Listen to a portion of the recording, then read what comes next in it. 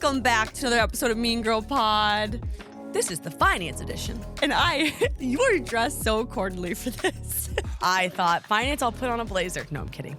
No, I literally feel like we're in a new studio. Oh. And it feels like we're on a talk show, and I feel like you are the host. I know. I feel like I'm interviewing you. This new studio, you guys, get on YouTube. It's beautiful. It's like our aesthetic in a nutshell, I think. Yeah. It's really pretty. The lighting is phenomenal. Shout out WTF Media Studios. It's unbelievable. AKA our new studio. This is the Mean Girl Pod studio. I was listening to this podcast, and the girl was like, please, like right off the top. And I was so inspired to go do it. She was like, it's so simple. Like, if you're going to listen to my podcast, like, would you mind please just rating it 5 stars? And I was like, no, like I wouldn't mind one bit. Like, I got my phone in my hand. I just like went over and rated it, went and rated ours. And so if you guys are listening and you haven't done it yet, you don't know the power of subscribing on the YouTube channel. And like now that we're on the business side of podcasts, I'm like, oh my gosh, these little things matter so much. Yeah. And so it's like, please go rate 5 stars and subscribe to the YouTube channel and turn on the notifications because we love you guys. And follow us everywhere. Yes, and follow us everywhere. And it does matter. And have you subscribed to us, miss? No, I'm going to be the 100,000th. Oh my God, yes. I think we're at like 68 right now. Yeah, that's why. Remember, I'm like, I'm going to be, when we're in the 99s, I'll get on there and I'll check. But I did review us. Thank you. I did leave us 5 stars. And what did I say? Highly relatable at any stage of life. I think that was me like 2 days ago. I love that. And then I was like refreshing and I was like, is this going to say Alex Bennett? But I don't care because I just told you guys it was me. Yeah, true. It could just be someone pretending to be. Well, then that's what I was going to do. I was going to screenshot it and be like, whoa, someone is impersonating me, but it's actually just me. Oh, I'm dead. So today we have a little bit of a finance episode, which I'm excited about. I'm excited about it too. I've been getting like a ton of finance questions on Instagram. Yeah. And I don't know why, but I'm like, okay. Well, I was going to say, we're going to do a finance episode. But before that, what's new? How's life? Oh, life is good. It's, life is so funny because it's like, if you think about, I was on my way here and I was like in the traffic and in an Uber, just so car sick, sweating. And I was like, I love New York. And I was thinking, if I wrote down like what I wanted life to look like, I would write down this one. Okay, so we're not losing you to LA. No, I love traveling back and forth, but when I put my apartment up for rent, Dude, I wanted to be like, yo, dude, I'll tell you. Like, you and Sydney were like, what's going on with the apartment? I'm like, yeah, I'll tell people if I'm moving cities. Will you? Maybe not. I forgot someone texted you. They're like, maybe it was Pete, and he goes, is Alex moving? And I was like, I'm sorry, what? I texted you. I'm like, ma'am, what is this? You're like, are you moving? And I'm like, yeah, like a couple streets, ideally, if I can find somewhere. You're like, to LA? And I'm like, oh, no. I don't love LA. Okay. Like, I like to visit LA. There's going to be a time where you're going to lose me half the year to Miami.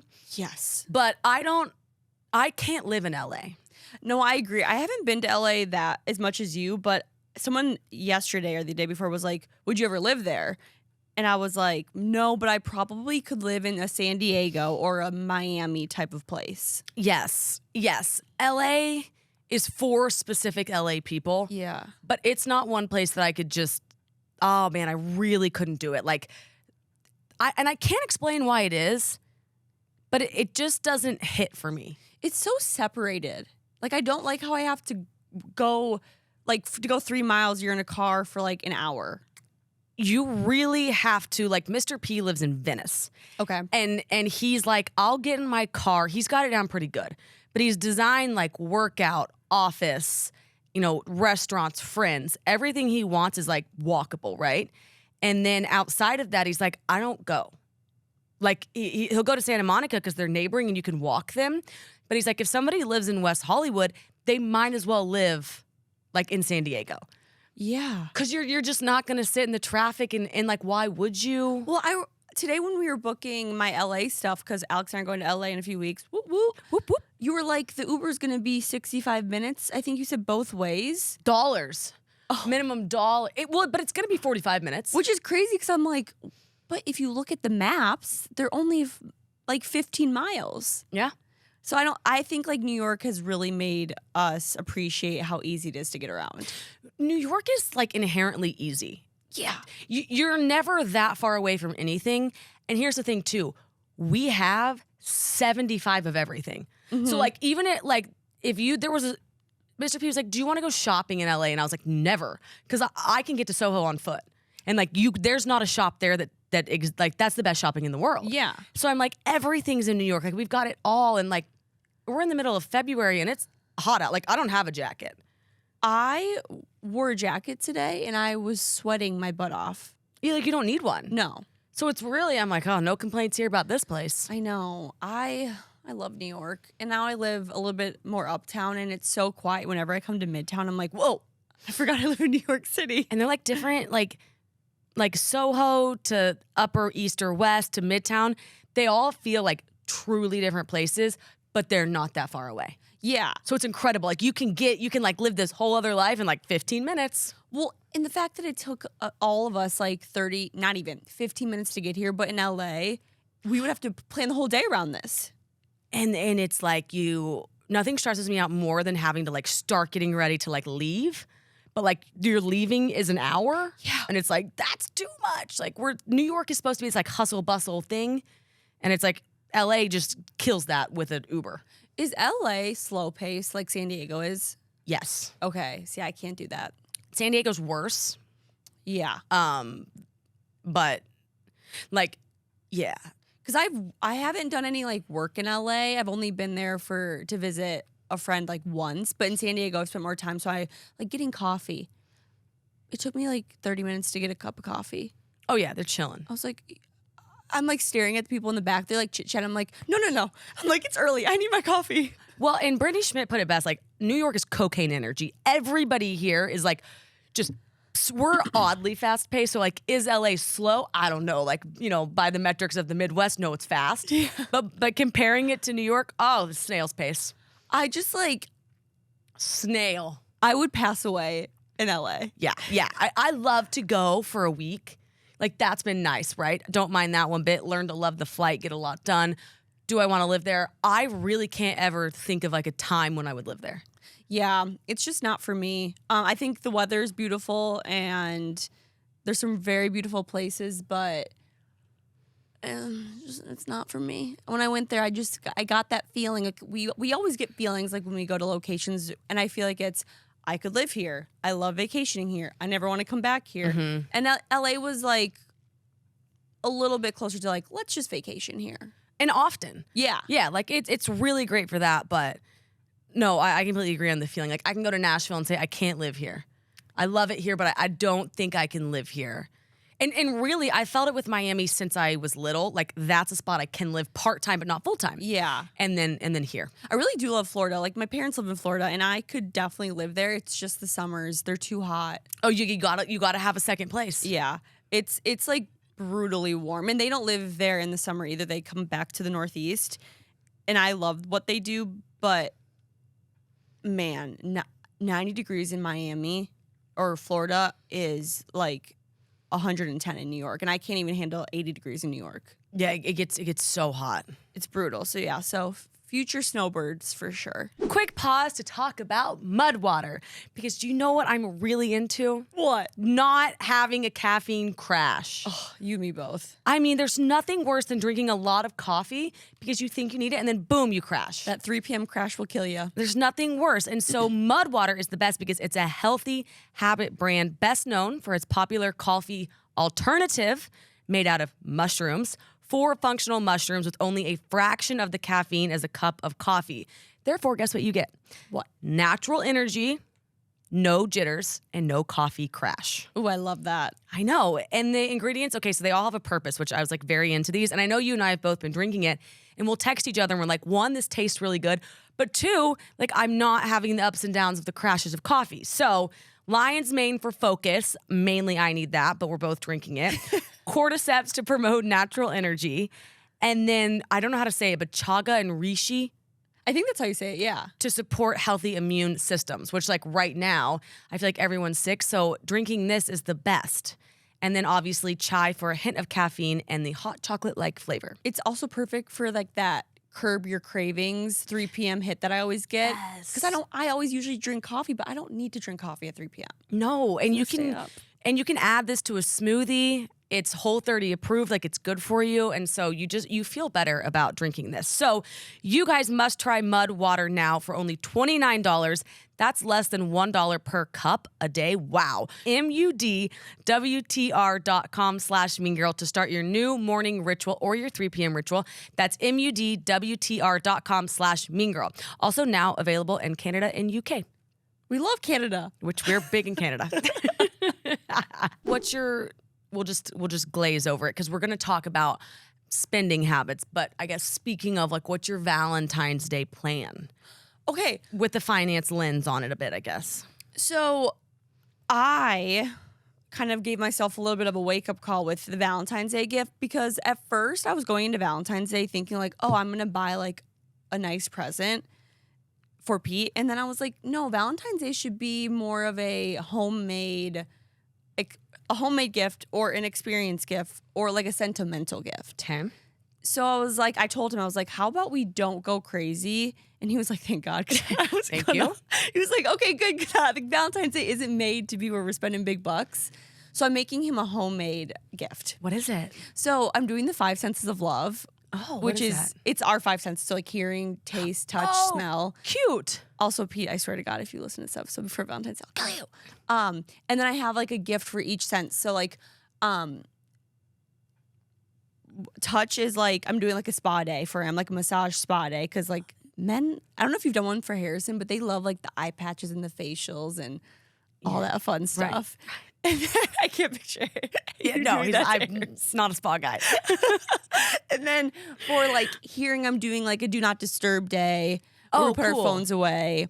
And then like sight, I like am giving him like underwear like wrapped up because it's like see me all like sexy. Oh, like, love that. Okay. It's just like my already purchased like bra and underwear I have. Right. Okay. Yeah. Like you're just reusing. Just reusing used underwear. Yeah, like literally.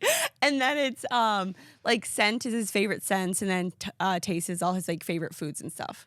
So let me ask you this: like the massage was probably like not free. Well, no, it's me doing it.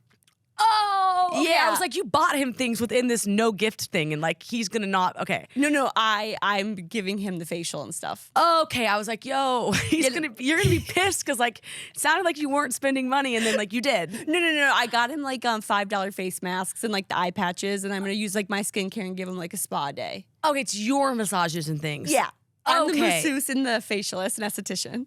Okay, I was like, damn, this is adding up. For free. I know it definitely is a little bit of a cost, but like the cool thing about it is like you could even do like I did like a coupon book for like some of it too, where it's like redeem for this. No, I was thinking you booked him like those $300 massages. Well, so no, that's what I was going to do, and then I take a step back and I was like, Jordyn, you don't need to go above and beyond for Valentine's Day. Right. Yeah. Right. Like it can be because this is what I was thinking about it. Like, when did we like randomly decide to like dedicate a day to love, which is cool, like I'm in for it, but it doesn't need to be these like extravagant gifts because it could be so much more fun. Yeah, I don't know. You know, like, Do you and Harrison have plans? no, I mean, we're gonna go to dinner, which I love going to dinner, right? So like that's great. And then, well, Face Gym, they were like, we want to, can you have him? We need a guy and we need it to be filmed. And I was like, oh, I'll just kind of fuck with him. And like, we'll do that the day before. That's not his present because I don't even know if he'll sit in the chair and do it. Like, I think he's gonna be so mad that it's even happening. But I was gonna tell him we're going to the gym. Not lying. And then get there and be like, it's that. But what I did do was our sweet little Brittany Furlan. You know how she makes those necklaces with charms on them? He's always like, I love that necklace. Like, that would be so sick with like the brands on, like my brands on it. And so I was like, oh, so I just texted her and I had her make a charm bracelet. And she put like a popcorn on it, a wine glass, like she put all of the charms on it. So that's what he's getting. Wait, that's really cool. Yeah, and he just kind of kept saying it. And I was like, oh, because I'm not a big gift giver like in general. Yeah. And so, but that was something that I was like, that's sweet. I really like that. Yeah. Like that'd be cool for even. I'm like selfish. I'm like for a necklace for us, we could have like this is the worst Mean Girl Pod. Like add charms to that one. They're so dang cute the way she can get any charm. And so yeah, I was like, I'll just do that. Wait, so that's a really good idea. So, but not like, you know what I love on Valentine's Day? What? Like I just think, and my dad does it every year. But if a girl gets flowers, like that's the one day of the year where I'm like, we don't need presents, we don't need anything. But I think the sweetest thing on the planet is just like a flower. I really just want flowers and a handwritten love letter. And it's like that's the lowest hanging, like sweetest, and like a little bit of chocolate or something. And wine. We're not that hard to please. It's just like 4 things. And a diamond ring. I just have diamonds and I'm happy. No, really, like you give me 6, I'll even go half dozen. Like roses. Oh my, I feel like no one has ever thought more about me in their life. I've never received like the true red roses before. Really? Mm-hmm. Well, Pete's my first Valentine in 5 years. Oh, wow. He'll totally get you flowers. Yeah, well, totally. He'll for sure get me flowers, but I've never gotten like the traditional. Traditional roses. Mm-hmm.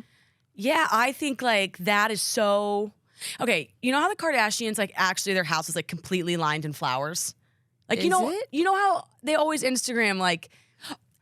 Yes. Every holiday, there's just flowers everywhere. Yeah. Yeah, I don't know. Like, that's kind of cool. Like, I'm like, those are beautiful. You know what I've always wanted? Have you seen the movie Valentine's Day with... Yes. You actually... I've seen it. Oh. This is a monumental moment. You've seen a movie I asked you about. Oh, Ashton Kutcher? Yeah. Yes, I love him. I know. And I knew who was in it. I'm really proud of you. Thank you. I thought it was really sweet because there's like the car wreck. Yeah. Yeah. But you know how he delivers flowers to people? Yes. I've always wanted on Valentine's Day to get like a knock on the door and they're like, delivery. Oh my Flower gosh. delivery. You've... Never. But I mean, like, who'd have sent me them the previous Right. year? No, I mean, yeah, we're like, never really? I think I've always just wanted, like, to open my door and be like, oh my God. Right, like to send somebody flowers, I think is the most meaningful, like, sweetest thing on the planet. I used to not like flowers, but now I love them. Somebody to think of you and call and send you that. It's just like, and then you put them there and they symbolize this love thing. What do you think about the Venus at Fleur ones that last like a year? You just read my mind. Really? I was going to say, I wish those were cheaper because I'm so sad when flowers die. Have you done the math on them though? No. Like they seem really expensive. And I've been going through this whole thing with Venus at Fleur because it's like it's a really cool concept, but because they don't die, and like if you divide it in half, like per month, it's actually like cheaper, right? If you were to buy flowers like constantly, because they do last the year, but they don't have that aura of like a real flower. How do they survive for so long? I don't know. I used to my friend Caroline gave me one, and it lasted the whole year. Interesting. And I loved it. I think they're beautiful, but yeah, they're like, what, $600? They can be thousands, like because you can get them so big. Okay. You know, like depending on the size. But there's like the little one, you know, and I don't know. Yeah, I think it's like a really cool idea. Yeah, I like it. Quick pause to talk about Jordyn's best friend, Helix. Helix. I freaking love Helix, man. This is the Helix Sleep, which is the mattress that Jordyn. So you took the sleep quiz. I did. Talk to us about that. Oh, it was so easy. So I literally went online. I answered, I think it's like 3 to 5 questions, and they ask you like what type of sleeper you are, like if you like it hard or soft. And sometimes I think those quizzes are a hoax, but they sent me the mattress that they paired me with, and I'm not kidding you. I have never slept this good in my entire life. You are obsessed with it. It's so comfortable. So they have 6 different mattress modeled, which are each tailored to specific needs that you have. So that's why, like, what Jordyn wants will be different from what I want. And sleep there's nothing more important than sleep. Yeah. Which is why take the sleep test, and then you get your mattress delivered to your door for free with 15-year warranty, which is like a 15-year warranty is unheard of. Never heard of it. Yeah, well, there you go. Told you it's unheard of. So, you guys, if you're nervous about buying a mattress online, don't be, because the Helix Sleep Quiz takes everything into account for your individual sleep preferences and all your needs.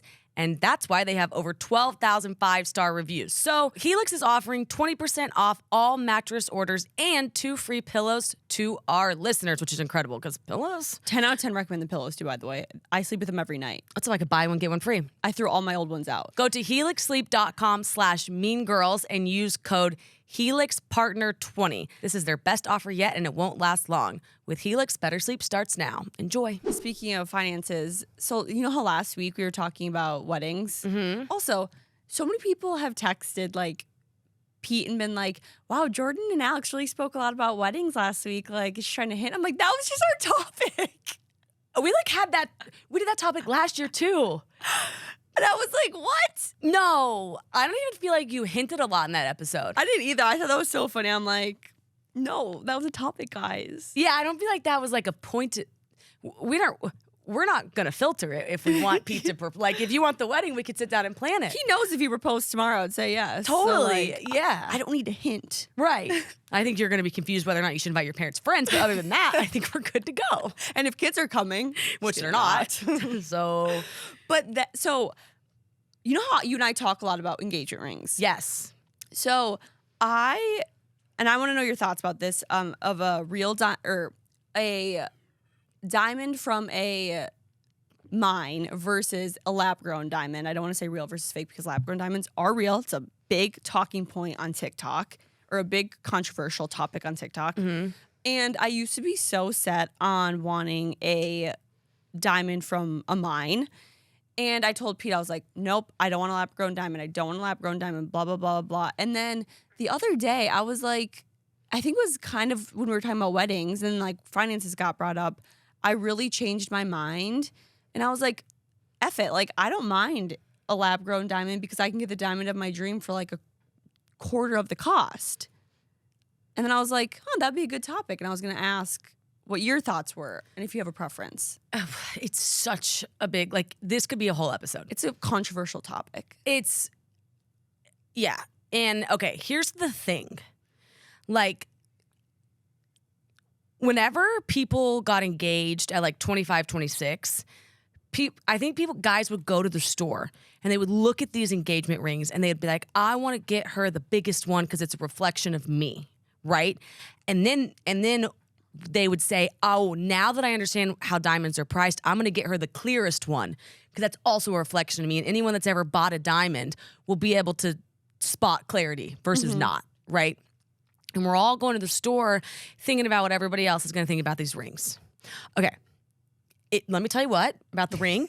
It doesn't matter what it looks like, as long as like you love it and the marriage is good. Yeah. Like, lab grown versus not, who cares? Yeah. As long as if you're like, okay, this episode's going to be so fascinating because you can't give financial advice. You can just say like what works for you. Mm-hmm. Like, there's going to be things where it's like, yeah, you should not have credit card debt. Like, I think we can all pretty much agree, right? Like, that's going to be like a standard one. But then you could make the argument of why somebody would have it. Mm-hmm. And like, I think we could all get behind that. Yeah. Because everyone's different. And it's the same thing with an engagement ring. Like, should it be a real diamond or should it be lab grown? It should just be like what Jordan Woodruff wants. Well, and I was watching a TikTok and this girl was like describing her set and it was stunning. And she was like, yeah, this is fake. It was not the ring she's talking about. It was a band. And she's like, this is lab grown. And I was like, wait a second. This is opening my eyes because one, I can get the ring of my dreams and save so much money and then use that money to save for a stunning apartment. The trip of my dreams, like, it was just opening my eyes to how I wanted to spend my finances in different areas. Yes, and like you might be like, a lab-grown diamond for me that's big and it's the cut that I want, I love. Mm-hmm. And then there might be a person that's like, I want a smaller diamond. I want it to be real and I want it to be super clear because like that's important to me. Mm-hmm. Two totally different people. Yeah. And like you might be somebody that buys like a bigger purse for some reason and the other girl might be like, I would never spend money on a bag.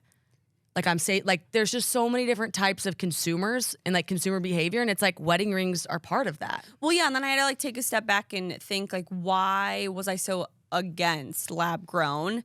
And it was just kind of an ego thing. And then I started to just kind of reset my values and my finances and like what I want long term. And my long term, for like me and Pete, I'd rather go on the really cool trips and have experiences. And like one of my values for finances is like living in a really nice apartment. Mm-hmm. So then it just like really got me thinking. And then you were like, let's talk about finances on this episode. And I was like, this is gonna be so interesting. Well, and I think it's okay to say too, like, I want the ring of my dreams. And in order to get that, I go this route. Yeah. And it's like, yeah, there's literally like nothing wrong with that. Nothing. And I think the purpose of an engagement ring is like, one, it shows you're taken by like your guy, right? And then you want to walk around and feel proud of the ring you're wearing. Yeah. But you want to feel proud of it. Yes. And like, that's all that matters, because even if you have, imagine this, you have the biggest, most clear diamond on the planet, right? We've all had that friend, and she walks in and then she leaves and someone's like, oh, it's grossly big. It's like, you can't win. No. So like, you might as well love it. You'll never win with an engagement ring. So yeah, it's one of those things where like only you can love it and only you can care about what it looks like. Totally. And if you look down and you're like, oh, I love this ring, like there's nothing bad, then you're not going to care what anybody else thinks. Yeah, you have to stare at it every day. Yeah, you put it on and you're like, oh my God, I love this. And then I think about this too. There's the people that have the massive rings, right? And they, live in a really small house or something, or they drive nice cars, but like they don't spend a lot on vacations, right? Like some people are flashy rich. Yes. We call them the $30,000 millionaires. Yes. Yeah, and it's like there's nothing wrong with that. It's just a different way of living. Yeah, everyone spends their finances so differently and has their own preferences. I remember that like a lot when I was younger. It was always, people would say like the quiet ones are usually the wealthier ones, and the people who flash it usually are the ones who don't have as much money. And then it just has to like go, it's just so fascinating. And like how finances have changed throughout my entire life of what I used to value and think about. And the older I'm getting, like what I value with my finances has changed. And it's just like, I don't know, it can be very stressful too. Okay, so, well, hold on. Do you feel like we answered the ring? I think the ring is like a really good segue into the finances. Yeah, I think so. Yeah, I mean, it like totally reshaped my idea of what I value with my finances. I'm sure. And it was like a nice little wake-up call for me too, because I was like, like why did I even really want to mine diamond?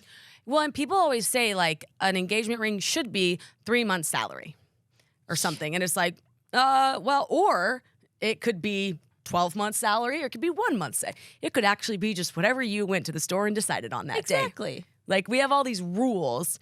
And so speaking of rules, I was thinking about growing up because whenever I was at Canyon Ranch and I was learning about 20 journal prompts, one of them was write down your relationship with something. And the example she used was money. So you write down, okay, this is what money means to me. It's used for experiences. It's something that should be safety. You shouldn't use it recklessly, X, Y, Z. And you write it down and then you go back and read it. And you say, okay, where did I get all those values from with my finances? Because I'm just 30, right? So I don't really know all that much about it. And it's like, oh, I got them all from my parents. And it's the same thing with politics. A lot of times you find, when you're like 18 or 19, people will be like, why do you believe that? And you're like, oh, I don't know. Like I just grew up hearing somebody say it. And so a lot of times our relationship with money is like so shaped by how you grew up, which of course it is. Yeah. And I think we're quick to take things and say, like, these really resonate with me and I love them.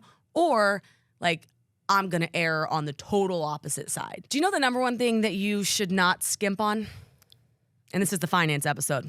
But what's the most important thing? Money. Your health. Yes. If you don't have that, then the money definitely doesn't matter. You need the money to take care of your health. But anyways, enter ZocDoc. Ooh, I love ZocDoc. Because that's the place where you can find and book doctors who will make you feel comfortable and actually listen to you, which is so true. Because when I first moved to New York, I remember being like, I need a dermatologist, which I go to like every month. And I couldn't find one. So I got right on ZocDoc. I found one that took my insurance and was near me. And I have gone for the past 2.5 years. I did it to find an OBGYN. There, exactly. Not for pregnancy or anything, just because I use that as my main doctor. It's a good upkeep situation to do. Everyone needs an OBGYN. Annual physical. Yes, exactly. And we're not just talking about these two. It's any kind of doctor. We're talking about tens of thousands of doctors, all with verified patient reviews, so you can make sure that the vibes are vibing before you meet IRL. With ZocDoc, you've got more options than you ever know. It really is. Like, your health is everything, and it can be daunting, especially when you move to a new city of like where to go to get healthcare. So it's like ZocDoc. Moving to a new city and changing jobs is the most stressful thing when it comes to finding a new doctor. Totally. So you, number one, treat yourself, which this is just like maintenance. And you should have to not ever compromise when it comes to taking care of yourself. So ZocDoc this is the number one thing. It's free. It's a free app, and it's a website where you can search and compare highly rated in-network doctors near you and instantly book the appointments with them online. Like, it really is that easy. You type in your insurance, it tells you the doctor's available, it asks you where you are, and then you just book them right there. Oh my gosh. I remember using it, and it was unbelievable. So you guys go to ZocDoc.com, so ZocDoc.com/meangirl, and download the ZocDoc app for free. Then you can find the top-rated doctors near you today. That's ZocDoc.com/meangirl. Growing up, I grew up in a family where my dad was a total penny pincher. I mean, so strict with his money, never wanted to spend it. We didn't do anything extravagant. Like, he was very, I need to save for retirement. Like, that was his mindset. So I grew up being a penny pincher, and I never spent my money on anything fun. I didn't go on the fun spring break trips that my other friends went on. I didn't do these cool things. And I started to realize that growing up, like when I was younger, I didn't get to experience what other people experience because I chose to be a little bit more like of a person who just didn't spend their money, which is totally fine. But then when I moved to New York, I kind of flipped my mindset and was like, I'm sick and tired of letting money control my life and my experiences. I want to start enjoying life and not having money always like in the back of my head of like making the decision if I should do it or not. So I slowly, over these past 2.5 years, have reshaped my relationship with money. And now I spend it more. I still save, but I spend it more than I used to in the past. But I'm enjoying life so much more because I value experiences and time with friends more than in the past when I was just like, nope, I'm not going to go. I'm going to save my money for retirement like my dad did. Right, because your dad did it. Yeah. And then it's like you ask yourself for retirement, and then like, what am I going to do in retirement with it? It's so far away. I could die tomorrow. Yeah, you can't take it with you when you die.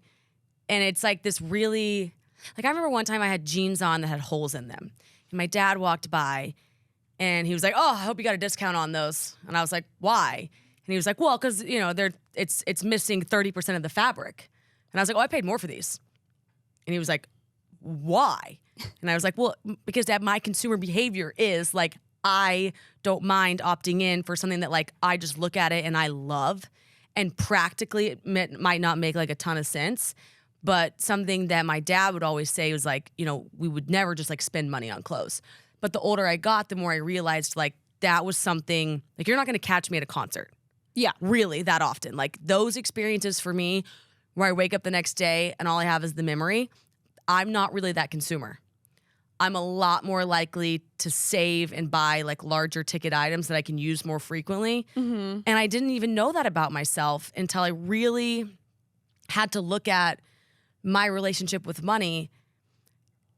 And, I didn't have to look at it until the divorce, actually, because I had this really weird relationship with money where I felt when I bought something like I didn't deserve it or something. And I don't know why, because I actually always made more in the relationship, but I felt really held hostage by finances. And I never could figure out why that was.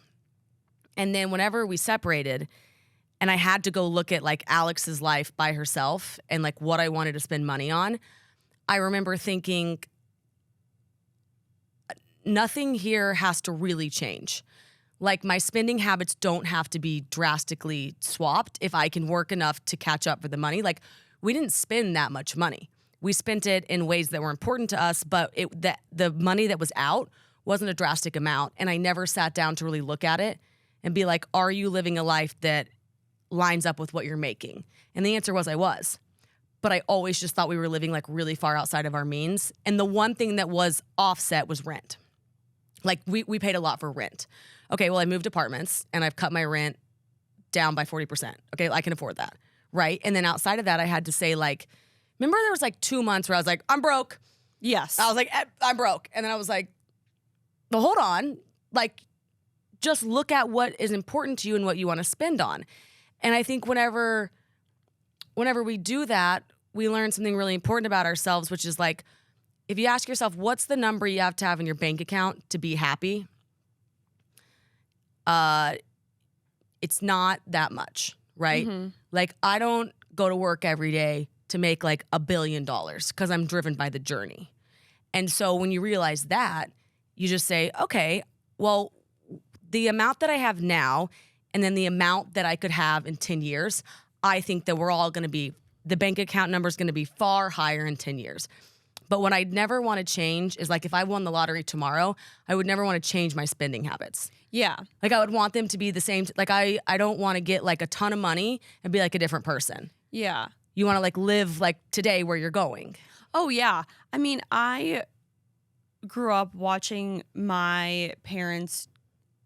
I don't want to say, this is going to sound kind of mean, but like, they lived a life that I wouldn't want to live, in the sense of they lived so much by the book. And it was because they lived in the generation where like their parents came from the Great Depression and really hard times. And my dad came from a family who wasn't wealthy by any means. And my parents do great for themselves, but he was just so much like, we're not going on this vacation. We're not going to this restaurant.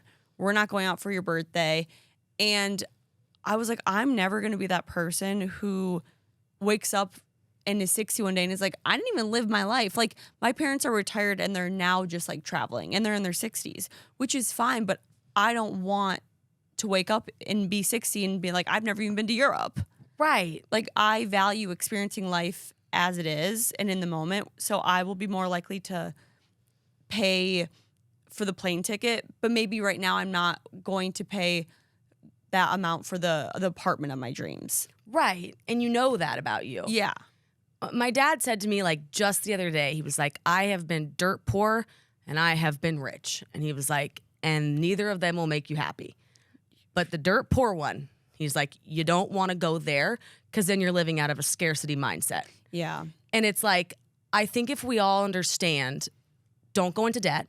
Mm-hmm. Don't open up these credit cards that you can't pay. Like, never go there, right? Because then the system of money holds you hostage. Yes. But if you avoid that and you live somewhere in that middle and you don't wake up every day like striving for the bank account number because like you want to be wealthy for what? It's like going to get you nothing. But if you say like, I want to go to Europe because I want to experience that. And like, life could be short because we're not guaranteed tomorrow. Yeah. And if like you can live in that mindset and then decide like, okay, what's important to me? Like, what makes me happy to buy? Yeah. And I think finances are really stressful, especially for our generation, because we have social media all around us and people are constantly comparing themselves. And especially with like the influencer era, people see, like celebrities, we all know they're wealthy, but people see a lot of influencers with these crazy nice apartments. They drive these insane cars. They go on these extravagant trips. They wear their head to toe decked out in designer. And so many people are like, you're in your 20s. How the heck are you affording that? You are 22 and you live in a nicer apartment than me. I remember I saw a girl on TikTok who's like 21 and she shared that she pays $8,000 for her apartment in New York. And we're like, how? And then it makes you feel bad about yourself because I'm like, I can't afford that and I'm 28. And then I get hard on myself. And then something I've really tried to realize and learn is like, you don't know what anyone's financial background is. You don't know if they're getting help from their parents. You don't know if they have a trust fund or if they hit the lottery even. Like, you don't know. And you can't compare yourself because that can get you in trouble. Because if you try to keep up with the Joneses and be like everyone in your so-called friend circle, you're going to be wasting so much money. Next thing you know, you're going to wake up and you are going to be broke because you're living outside your means. Yes, and the keep up with the Jones is the most unfulfilling feeling in the world, because I think what you quickly realize is the Joneses aren't a destination, right? Like, you're never going to keep up with them because you're going to keep moving the needle. And I think social media and just this era of like the 20s and the 30s right now who buy these, just live this extravagant life on social media and talk about this money and XYZ, right? I think it's so dangerous because people think that will make them happy. And then you realize like there's no, like, money really isn't going to buy you the happiness. Like, you have to be fulfilled. And then past that, like, you could buy your things. Please, by all means, like, work your butt off and go get that bag if that's what's important to you, or go on that trip. But it's like, other than that, it really just trying to keep up with people and like your friend groups. I just land you on your ass every time. Hi, Mean Girl Pod listeners. This episode is proudly brought to you by LolaVie, an award-winning hair care line founded by the one and only fabulous who? Jennifer Aniston. Who we love, who is iconic, and her hair is iconic, so it really needs no further introduction. Imagine this. Jen got tired of the same old struggles that we all face, choosing between hair products that work and ones that are actually good for us. With LolaVie, the dilemma is history. By the way, Jordyn has the shampoo and conditioner in her hair, and I have the hairspray in mine, so we're like totally on board with this. We all put our hair through the ringer, coloring, heat, styling, stress, aging, the list goes on. Over time, and who hasn't aged? Her. Over time, it takes a toll. That's why it's crucial to have products that not only repair the look of the damage, but also shield your locks from future harm. Enter LolaVie's best sellers, the cult classic Glossing Detangler, Perfecting Leave-In Conditioner, and those are just the styling products. They are going to be your hair's new best friends. And you guys, we have a treat for you, our awesome listeners. A limited time, you guys can get 15% off, which is exclusive, your entire order at LolaVie.com. Just use code MEANGIRL at checkout. I mean, if you're taking hair care advice, why not listen to the woman who introduced us to the Rachel cut, and then just recently introduced us to us to you guys.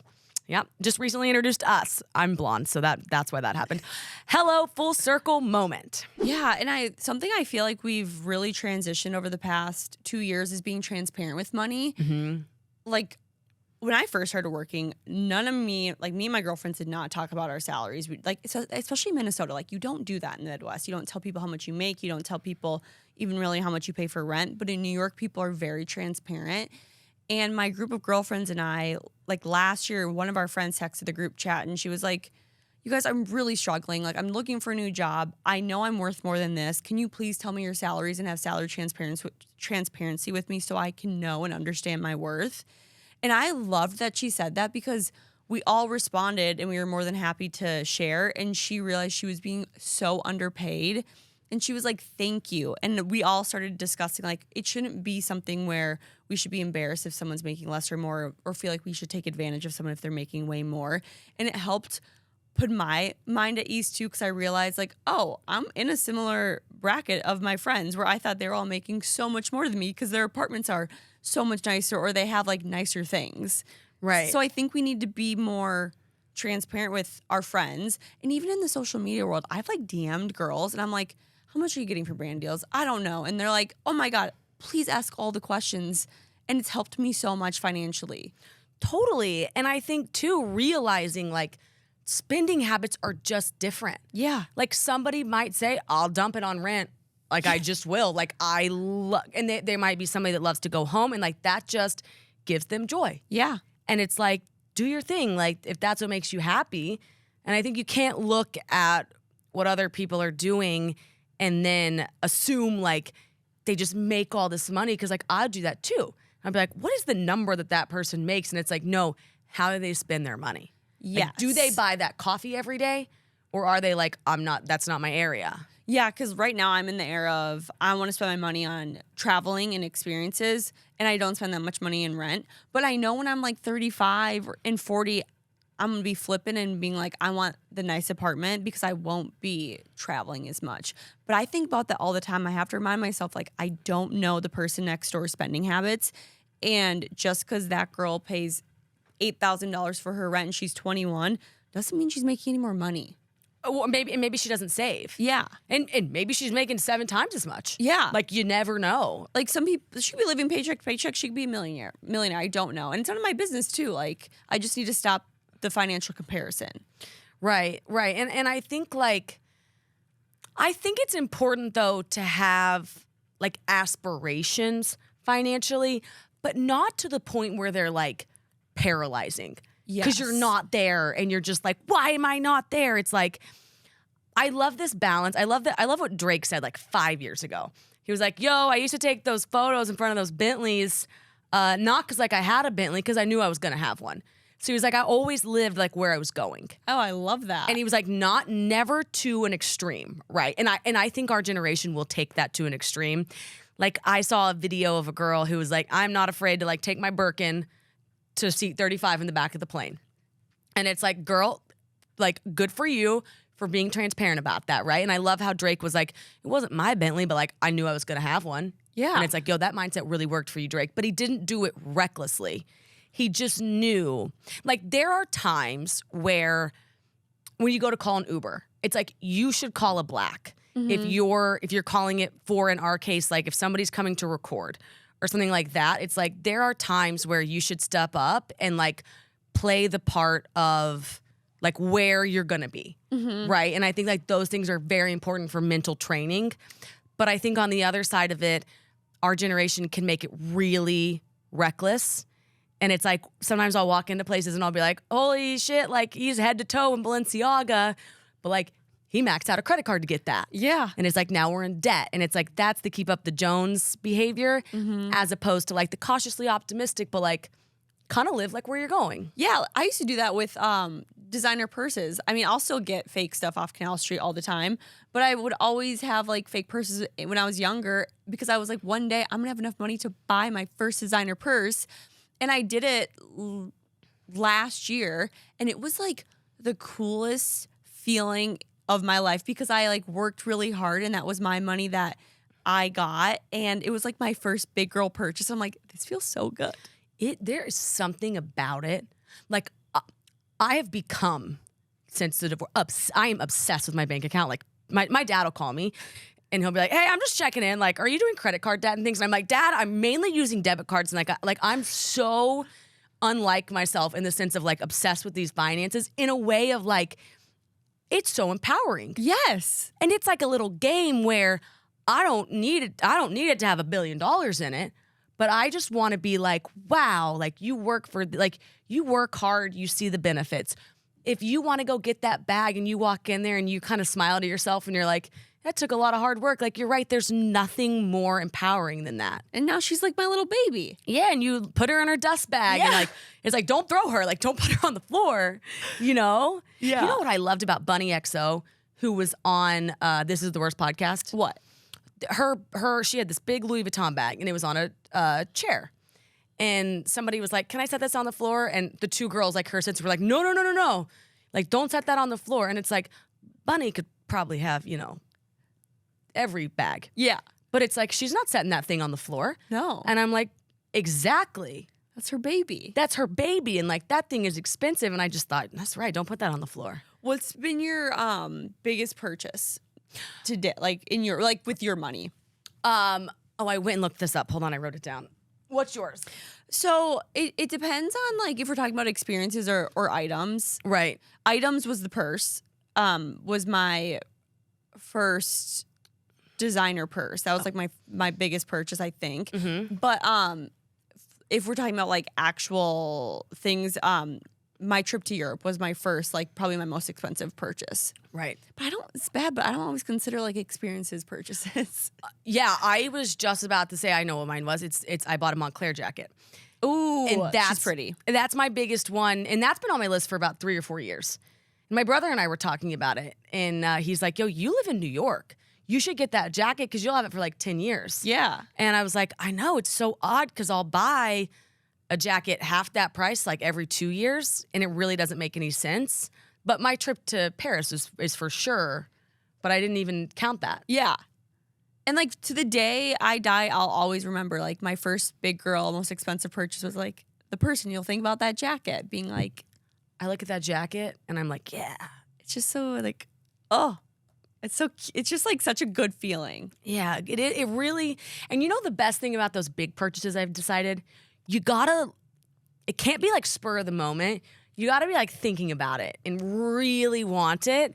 Because then you have no buyer's remorse. I think I talked to you about purses for a long time before. Yeah, you were like Fendi or not, and then you came in one day and you were like, I know which one I want.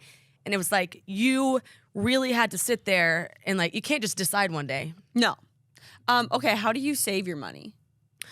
Okay, so. That was a requested question. the way I save my money. And what do you primarily save it for? I think we already kind of talked about that, though, experiences. Yeah, well, I'm saving mine right now. So I'm not saving. I guess I'm saving a little for experiences because I know my upcoming trips. So I've like costed. I'm very unlike myself. I can't even believe these are coming out of my mouth. Are you? I don't know, but I know like Harrison's birthday trip. I've like costed that out. Wait, when's his birthday? March 12th. I know and it's 35, so like I know that'll be a thing, and I want to pay for that, right? I know my brother's wedding showers. I know the bachelorette parties. I've got them all costed. I know the amount I need to hit. So every month I put money into that. Okay. But then I'm also saving, taxes, so that's a separate thing. Mm-hmm. And then I'm saving for like a rainy day right now. Like I'm not putting a lot, and the rainy day is just like a primary savings account. But that's like, if a pipe breaks, it's not my problem because I rent. But like, I don't know, the day like shit hits the fan and you need extra money. Yeah. Like that's what I'm dumping a lot into right now. Oh, I like that. So 3 different categories. They're all a bit short term. That rainy day fund isn't necessarily short term because you don't know what you're going to use it on. Mm-hmm. And what about you? So I would say right now my biggest thing I'm saving for is next year I want to finally live in an apartment that I like really like. It will be with Pete. Right, exactly. But I just want to live in a place where it's updated and clean. Like I've been living in shoeboxes for 3 years now. Mm-hmm. And that's great. You need to do that in New York. But it's getting to the point where I'm almost 30. I work primarily from home. I need a place when I come home, it feels clean and safe and good. Yes. So that's what I'm mainly saving for. And for how I save my money, I actually, I think it's been a year now. I like asked you about financial advisors, and I finally pulled the trigger and got one. And it's been my biggest blessing because I'm very stressed about finances because I don't understand them that well, and I don't understand investing in this or that, and nor do I want to. So I do invest in money, or I do invest in a financial advisor who helps me with like the financials of like the 401k, the stocks to do that in. But I have that, and then I also have like that rainy day fund of if shit were to hit the fan, if Just Media, Mean Girl Pod, if podcasts were to explode tomorrow and we weren't able to make income, if social media died, like, would I have money to survive on? Yeah, I call if my phone blew up and I could never have it back. Yeah. Like really, we don't make any money if we don't have those phones. Yeah. But it's like, can you make it? Yeah, and then I really want to go on a 1-year trip with Pete. Oh, what do you want to do? I want to finally do the Napa Sonoma. Oh, you've got to. I know. And that's not that crazy. No. That's not Europe. Like, no. Do you know what I mean? Like, really, it's because my brother's wedding is there, and I'm planning the bridal lunch that I've been looking at a ton of like prices there. You can do that. Yeah, like my dream trip is still New Zealand, but like that can be when I'm like 30. That's a 5-year or something. Yeah. Like that's what I was gonna say about the ring, by the way. If you get the, what is it called? Lab grown? Yeah. In 5 years, you can get the same one if you're like, okay, I don't love the lab grown. Like, I think everyone thinks like these one wedding rings are like forever, and maybe they are supposed to be, but like you could also just get another one. Oh my God, that's actually so true. I feel like a lot of people do think you're stuck with it forever, but out of everyone I know, like all my mom's friends and my mom, they all got new rings. You can do whatever you want. Yeah, after like 10 years, she's like, we're getting a new one. Yeah. Dad's doing well. Great. Like, cool, get a new one. Yeah, you're not stuck with it forever. No, you can like do, literally, I think we get so stuck on these things that people tell us, and it's like, you could also just do what you wanted. Yeah. You can just literally do whatever you want. Whatever that looks like you could just be like, oh, I want a new one. Yeah. And for the small price of, but like, that's why I'm glad we like don't own like a car. Yeah. Like you really need a rainy day fund in the Midwest. Like, okay, remember that time when my cavity fell out and it was like the first month of my divorce? Yeah. And I was like, oh, like, yo. Like stuff like that. My apartment flooded in Minnesota, and I had like insurance, like renter's insurance to a degree, but I still had to buy a bunch of new stuff. Right. And you don't think, and that's when you're like, well, and then you're kind of like, is this the rate? Does this qualify to take it out of that? Yeah. Or when I had my tonsils removed at 22. Wow. I had to pay for that. Really? What does that cost? Oh God, I can't remember. I think with like insurance, it was like $5,000. $5,000 to get your tonsils? Yeah, because it's like a full blown procedure. They put you under. It's anesthesia. That's a biatch. Wow, I didn't have them. No, you still have your tonsils. Yeah. Yeah. I didn't have them taken out. Oh, yeah. I don't know exactly how much it is, but it was expensive. Dang. Yeah, because, like, that's another thing, too. It's, like, when you think about finances, you have to remember, too, you don't know how much people, like, how much help their parents give them and when that stops. Like, my parents cut me off when I was the only thing they paid for me in college was my rent, but then the moment I graduated college, they were like, you're officially cut off. Yeah, that's what mine did too. Right after college, people will comment all the time on my Instagram. They're like, yeah, your parents are helping you. And I just want to make a video back. It'd be like, it might be like, I don't wish because I don't think that would feel good. Yeah, no. But like, I just want you all to like F off and give it to us. Like, we can do it. Yeah, which when I was younger, I was really envious of my friends who were still getting help. But I'm actually very grateful that my parents cut me off when I did, because it taught me from a younger age. Like 22 isn't that young to be cut off, but at 22, I was like, I got to get the jobs fast. Yeah. And start saving money fast. Got to get it in gear. You know, I think something that's interesting about jobs, I was reading something Mark Cuban said, and I love the way he looks at money. And he was like, never take a job based on a salary. Take that with a grain of salt, right? He's not saying... Oh, wait, no, I agree with that. Yeah. Yeah, like he's saying don't take this job out of the 3 because this one makes more, but play the long game with it.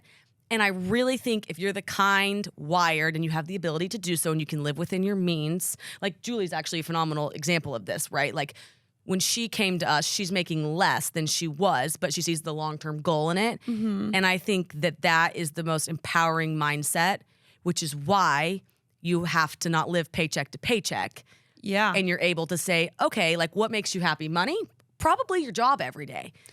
And so if you're able to say, I can take the job that pays less but has a bigger and brighter future, I'll do a short-term loss for a long-term gain. Yeah, that's what I did in Minnesota. It was like what truly shifted my finance thought process, because I never wanted to live in Minnesota long-term, but I was so afraid to move because of how expensive everything was. Mm-hmm. And finally one day I was like, my long-term goal, dream is to be in New York, live in New York. That will make me so happy. I went from a high-paying sales job in Minnesota to a very, very low entry-level digital media job in New York. My salary was cut by 60%. Like and your rent probably went up. My rent doubled. Yeah. And I remember I moved to New York. I've never been that stressed with finances. I was even like asking my mom that. I was like, can you pay and I will pay you back? Like it was just like so unbelievably stressful. But for me, I was like, I need to do this because I see the long-term, not just growth, but happiness. Because I was like, I know I'll be happier in New York. I know I'll get closer to the job of my dreams in New York. Yeah, it's probably going to suck for a year, maybe longer. But like, this is what I need to do. And I was so happy I did that, because I did that for like 6 months, and then I got the job at Barstool, which at the time was the job of my dreams. Totally. And my salary did go up, but it went up the longer we worked there. But that was just like something where, yeah, you can't base your life decisions always around money, but that's why it's super important to have the rainy day fund, because I was able to dip into my rainy day fund to help pay for rent for those 6 months where I wouldn't have been able to afford it if I was not having any savings.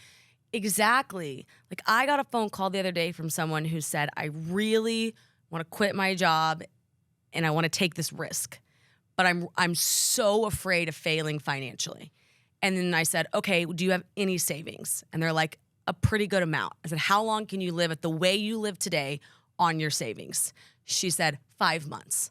I was like, okay, you will be surprised when you quit and because she has this whole business plan mapped out. This isn't a careless quitting situation. Mm-hmm.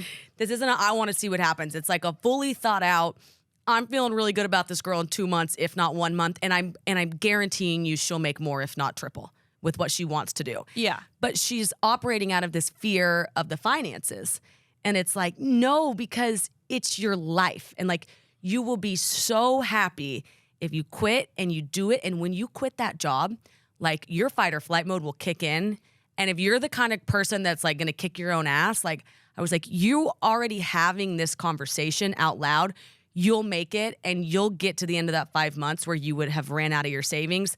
Your savings will be doubled. You'll be so happy, and you'll be in a place that you didn't even know you could be, as opposed to staying put just because you're scared. Yeah, you really can't allow finances to control your life. And I want to say that very lightly because at the same time, like, that's why you need to have somewhat of a savings. Because I know so many people are going to come at us and be like, you're just privileged because you have the money to do those decisions.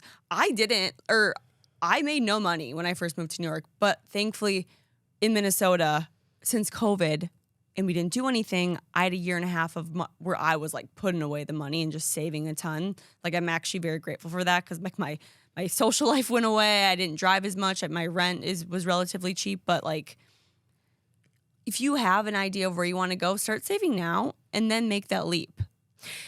Exactly. And I forget that we've got a lot of college people that listen to this. And it's like one thing that you and I don't have is student loans. Yeah. And the more those compound, right? And if they have an interest rate on them, those can catch up to you. And it's like, we are blessed to not have those. Like, I shout out to people that get an education and take on that burden because that's incredible, right? Yeah. But I was reading that there are these ways, and I don't want to misspeak on this, but like Google it.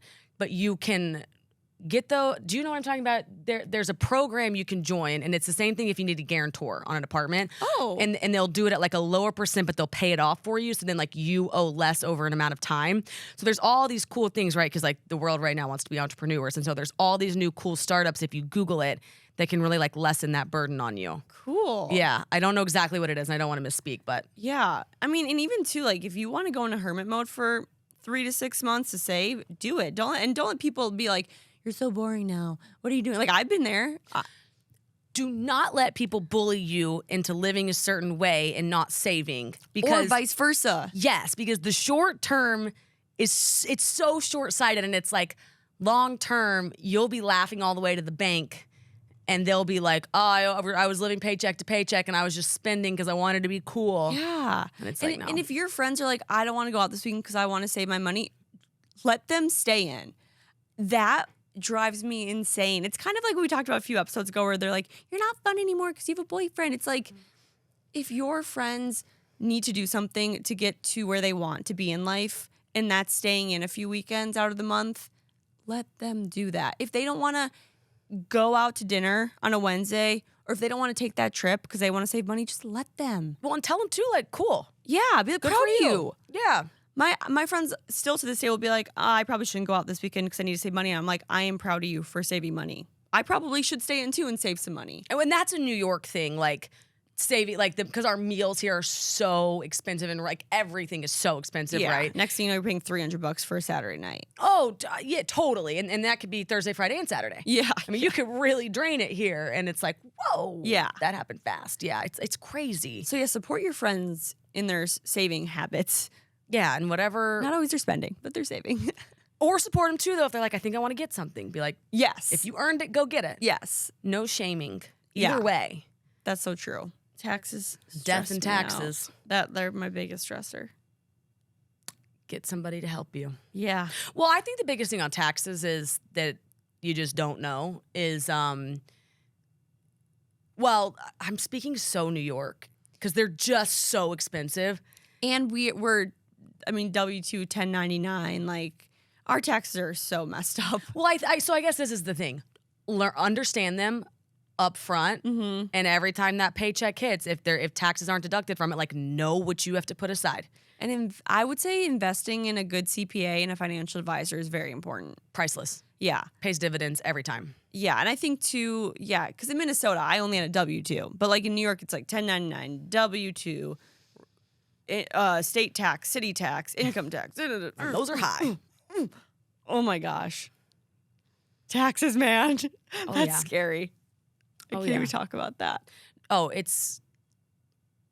I'll say even when we're like adding in the finances, just like when you put in the salary of an employee, it's like, well, just add, 25% to that. Yeah. No matter on the downside of it. And it's just like, well, I actually get a little frustrated thinking about it because it's just like we get these paychecks and then you just cut it in half. Oh, because we give it to taxes. Yeah, it's just the damnedest thing. Yeah, that's always frustrated me. Or like if you're a 1099 employee, the amount of money you pay back at the end of the year. Crazy. It's like, oh, I'm getting so much money. And then you're like, psych. Not getting it. That was something I really had to learn, changing to the social media world. Oh. Because they don't deduct it ahead of time. They deduct it after. They deduct it after, and they're getting the individual and they're getting the business. Yep. And it's like everyone's paying. But then everyone listening is like, no, you guys chose to live in New York. And we're like, and yep. you chose to do this. It's worth it. It's worth it. I would do it all over again. Yeah, I wouldn't change it for the world. I think the thing is educate yourself on taxes and understand, because it's coming no matter what. So understand what you need to have aside. Just have it there, because when that day comes, if you have it in that little pot, you pay it. And the only advice I can give is invest in good resources. Yes. There is a difference between breaking your brain trying to figure it out and somebody that can do it, because if you make an error, that will cost you. Or if you have to file an extension and then not understand that there could be penalties attached to the extensions, it's just not really worth it. And don't be afraid to ask your friends. Like, I asked you so many questions our first year, and you helped me get a without you, I would not have the financial advisor or the CPA I had today, because they're attached. Yeah, it's just like, and that's no sweat off my back. I'm like, oh, here's a person. Yeah.